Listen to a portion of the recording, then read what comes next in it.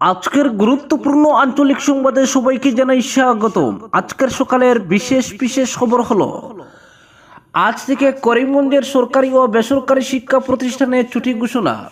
করিমগঞ্জের জেলা কমিশনার এক আদেশ জারি করে আজ থেকে করিমগঞ্জ জেলার সব সরকারি ও বেসরকারি শিক্ষা প্রতিষ্ঠানে ছুটি ঘোষণা করেছেন। আদেশে বলা হয়েছে, লঙ্গাই, কুশিয়ারা ও বরাক নদীর জলস্তর বিপদসীমা অতিক্রম করায় এবং প্রতিকূল আবহাওয়ার কারণে ছাত্রছাত্রীদের সুরক্ষার জন্য প্রতিরোধী ব্যবস্থা হিসেবে করিমগঞ্জ জেলার সব সরকারি ও বেসরকারি শিক্ষা প্রতিষ্ঠানে আজ থেকে এই ছুটি ঘোষণা করা হয়েছে।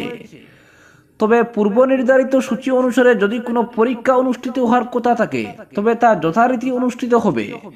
2005 সালের দুর্যোগ ব্যবস্থাপনা আইনের 30 ধারা অনুসারে এই নির্দেশ দেওয়া হয়েছে। এই আদেশ তাৎক্ষণিকভাবে বলবৎ হয়েছে এবং পুনরাদেশ না দেওয়া পর্যন্ত বহাল থাকবে। অপরদিকে হাইলাকান্দিতে ত্রাণ ও উদ্ধার শুরু। 7,000 লোক বন্যার কবলে। হাইলাকান্দি জেলায় বন্যা পরিস্থিতির অবনতি হওয়ায় প্রশাসনের উদ্যোগে বুধবার থেকে ত্রাণ ও উদ্ধার অভিযান শুরু হয়েছে। বুধবার জেলার সুদর্শনপুর ও কলাচড়া থেকে এসডিআরএফ বাহিনীর জওয়ানরা 12 জন লোককে উদ্ধার করে। এর মধ্যে 3টি শিশু ও 4 জন মহিলা রয়েছেন। জেলায় এ পর্যন্ত 28টি রাজস্ব গ্রামের 7,022 জন লোক চলতি দ্বিতীয় দফার বন্যার কবলে পড়েছেন। এছাড়া 7,090টি গৃহপালিত পশুও বন্যার কবলে পড়েছেন। বুধবার দিন জেলার 4টি রিলিফ ক্যাম্পে 252 জন দুর্গত আশ্রয় নিয়েছেন। বুধবার প্রশাসন থেকে 37.95 কুইন্টাল চাল, 7.86 কুইন্টাল ডাল, 2.36 কুইন্টাল লবণ এবং 235.6 লিটার ভোজ্য তেল ত্রাণ হিসেবে বরাদ্দ করা হয়েছে। জেলার যেসব স্থানে নদী বা টপকে জনপদের জল ঢুকছে, সেখানে জল সম্পদ বিভাগ থেকে বালুর বস্তা দিয়ে বন্যার জল আটকানোর চেষ্টা করা হচ্ছে। প্রশাসন থেকে পরিস্থিতির উপর নজর রাখা হচ্ছে। জনসাধারণকে বন্যার জলে সাঁতার কাটা, বৈদ্যুতিক তারের নিচ দিয়ে নৌকা চালানো, বন্যার জলে ভেসে আসা বাঁশ লাকড়ির অবশিষ্টাংশ না ধরতে আবেদন জানানো হয়। জেলার নদীগুলিতে ফেরি সার্ভিস বন্ধ রাখা হয়েছে। অপরদিকে বরাক নদীর জলস্ফীতিতে ডুবল কাশীপুর বাইপাস আঙ্গারজুর সড়ক। বন্যাতঙ্ক তোড়া করছে নাথপড়া বেতুকান্দির বাসিন্দাদের। এক মাসের ব্যবধানে ফের বরাকের জলস্তর বেড়ে গেল। মে মাসে বরাক নদীর জলস্ফীতির কারণে বৃহত্তর বেরেঙ্গা অঞ্চল, শিলচর শহর তথা শহরতলির মানুষের বানবাসী হওয়ার আশঙ্কার কারণ হয়ে দাঁড়িয়েছিল। বিশেষ করে বেতুকান্দি স্লুইস গেটের পশ্চিম দিকের ভেঙে পড়া রাস্তার এক বিশাল অংশ এবং নাথপড়া এলাকার বাদে ভাঙ্গন ধরায় এই আশঙ্কা আরো প্রবল হয়েছিল। যদিও ওই দুটি এলাকা নিয়ে তেমন আতঙ্কিত নন স্থানীয় বাসিন্দারা, তবে বাদ্রি সেতু অতিক্রম করে কাশীপুর যাওয়ার পথটি বুধবার সকাল থেকে জলমগ্ন হয়। বৃহত্তর কাশীপুর অঞ্চলের জনগণ যোগাযোগ বিচ্ছিন্ন হয়েছেন এই পথে।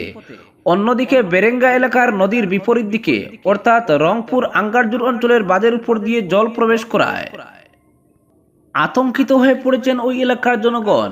বুধবার দুপুরে বরাক নদীর জলস্তর মে মাসের গণ্ডি অতিক্রম করে গিয়েছে। প্রতি ঘন্টায় 4 থেকে 5 সেন্টিমিটার করে বাড়ছে জল। যদিও সম্প্রতি বিভাগীয় তরফে নাথপড়া এবং বেতুকান্দি এলাকার ভাঙ্গনস্থলে পার্কুপাইন পদ্ধতিতে নদী তীরের ভাঙ্গন প্রতিরোধের ব্যবস্থা করা হয়েছে। এছাড়া উভয় এলাকায় নিরাপত্তা কর্মী মোতায়েন করে জেলা প্রশাসন জরুরিকালীন ব্যবস্থা গ্রহণের ইঙ্গিত দিয়েছে। যদিও বেতুকান্দি এলাকার চলাচলের একমাত্র সড়কটি বরাক নদীর কোরালগ্রাসে নিশ্চিহ্ন। বিশেষ করে শিলচর থানার অধীন বেরেঙ্গা 3য়, 4র্থ এবং 5ম খণ্ডের মধুরবন পিএচির পশ্চিম প্রান্ত থেকে বেতুকান্দি কাড়ারপাড় হয়ে কাড়ারপাড় মসজিদ পর্যন্ত 600 মিটার রাস্তা নদীর কোরালগ্রাসে নিশ্চিহ্ন হয়েছে। 10,000-এরও অধিক জনবসতিপূর্ণ ওই এলাকার জনগণের লাইফলাইন হিসেবে বিবেচিত সড়কটি বিশেষ করে বেরেঙ্গা 3য় খণ্ড, বেরেঙ্গা 4র্থ খণ্ড এবং বেরেঙ্গা 5ম খণ্ড এলাকার জনগণের শিলচর শহরের সঙ্গে যোগাযোগের অন্যতম অবলম্বন এই সড়ক। বুধবার ওই এলাকায় গিয়ে দেখা গেল মানুষ হেঁটেই চলাচল করতে পারছেন না।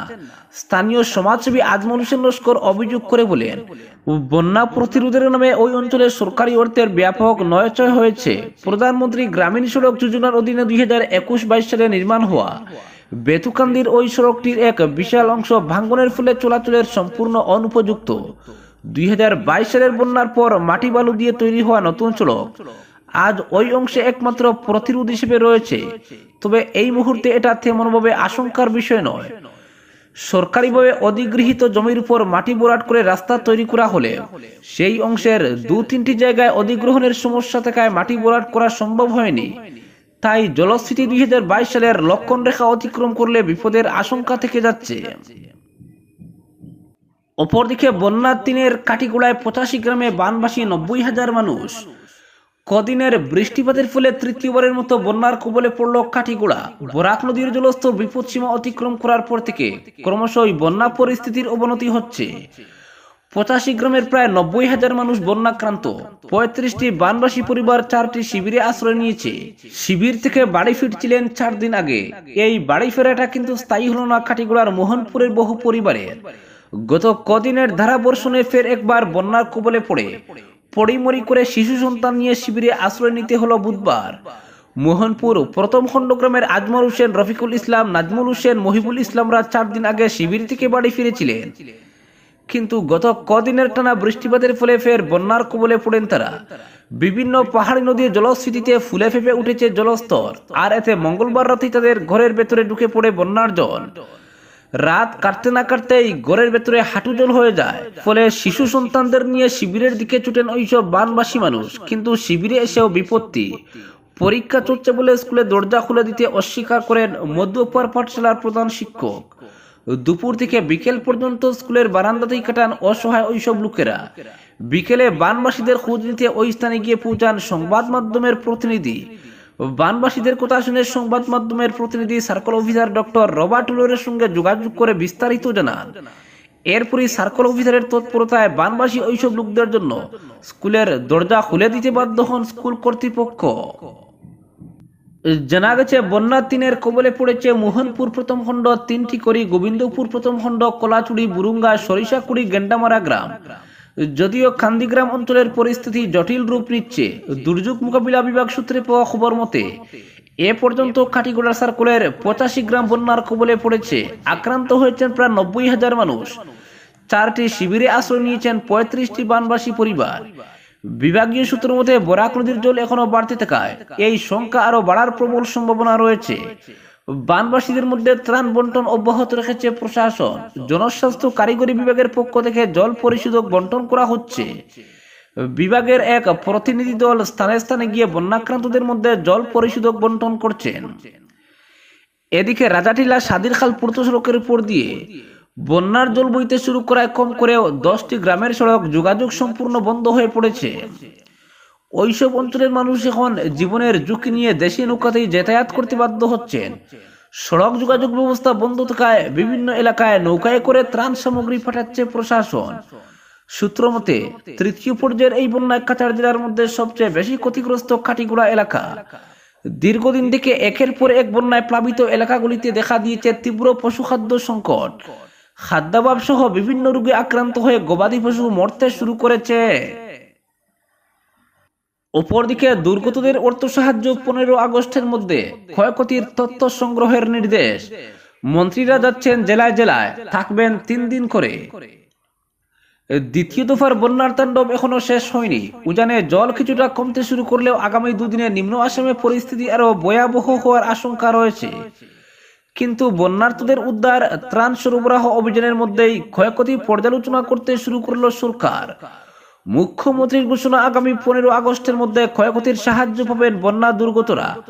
উদ্ধার, ত্রাণ এবং ক্ষয়ক্ষতি পর্যালোচনার কাজ এগিয়ে নিতে 3 দিনের জন্য প্রতিটি জেলায় যাবেন মন্ত্রীরা। বুধবার বিকেলে অনুষ্ঠিত মন্ত্রিসভার বৈঠকে রাজ্যের বন্যা পরিস্থিতি নিয়ে বিস্তারিত আলোচনা করা হয়েছে। মুখ্যমন্ত্রী হিমন্ত বিশ্ব শর্মার পৌরোহিত্যে অনুষ্ঠিত বৈঠকে হাজির ছিলেন সরকারের প্রায় সব মন্ত্রী। বৈঠকের পর মুখ্যমন্ত্রী সংবাদ মাধ্যমে বলেন, চলতি বন্যায় রাজ্যের 28 জেলা কবলিত হয়েছে, ক্ষতিগ্রস্ত হয়েছে 84টি সার্কেল। মঙ্গলবার রাত অবধি বন্যায় প্লাবিত হয়েছে 2208টি গ্রাম। আক্রান্ত হয়েছেন 11,34,446 জন লোক। বুধবার অবধি মৃত্যু হয়েছে 38 জনের। তাছাড়া কামরূপে জমা জলের বন্যায়ও এক ব্যক্তির মৃত্যু হয়েছে। বন্যা দুর্গতদের উদ্ধারের জন্য এনডিআরএফ, এসডিআরএফ বাহিনী কাজ করছে। জুনাই, ডিব্রুগড়ের কিছু স্থানে 22 জনের সাহায্য নেওয়া হয়েছে বন্যা কবলিতদের উদ্ধারে। তবে দুর্গতদের ত্রাণ সরবরাহে অর্থের কোনো অভাব নেই বলে দাবি করেন মুখ্যমন্ত্রী। ইতিমধ্যেই 19,000 মেট্রিক টন চাল বিতরণের কথা জানিয়ে তিনি বলেন, দুর্গতদের ত্রাণ দিতে যত টাকার প্রয়োজন তত টাকা দেওয়া হবে। কেন্দ্রের দেওয়া 1300 কোটি টাকা রয়েছে সরকারের হাতে, এখন অবধি 100 কোটি টাকাও ব্যয় হয়নি, ফলে অর্থের অভাব নেই। নিয়ম মেনে যতটা প্রয়োজন ত্রাণ দিতে হবে। জেলা শাসকদেরও উদারভাবে ত্রাণ বিতরণের নির্দেশ দেওয়া হয়েছে। বন্যার ক্ষয়ক্ষতির তথ্য তুলে ধরে তিনি জানান, চলতি বন্যায় মোট 40টি স্থানে বাঁধ ভেঙেছে। শুধু জল সম্পদ বিভাগই নয়, কৃষি গ্রামোন্নয়ন বিভাগের বাঁধও ভেঙেছে।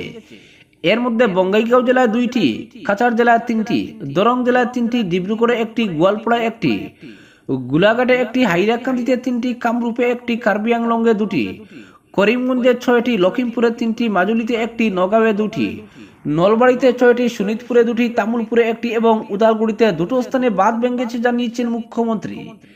কিন্তু বন্যা দুর্গতদের উদ্ধার এবং ত্রাণ সরবরাহ অভিযানের মধ্যে ক্ষয়ক্ষতি পর্যালোচনার কাজেও হাত দিয়েছে সরকার।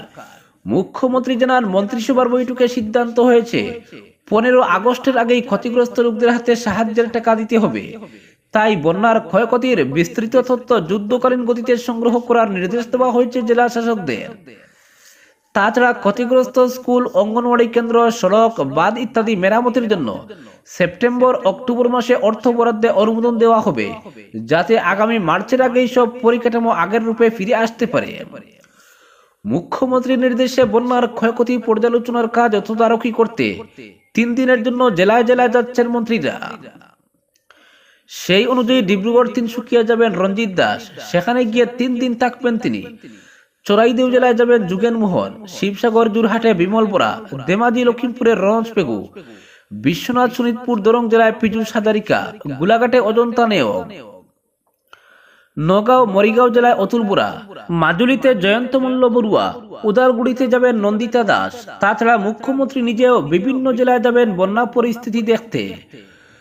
আজ মাজুলি যাবেন, পরদিন ডিব্রুগড় ভ্রমণ করবেন তিনি। আজকের বিশেষ সংবাদ এখানেই সমাপ্ত।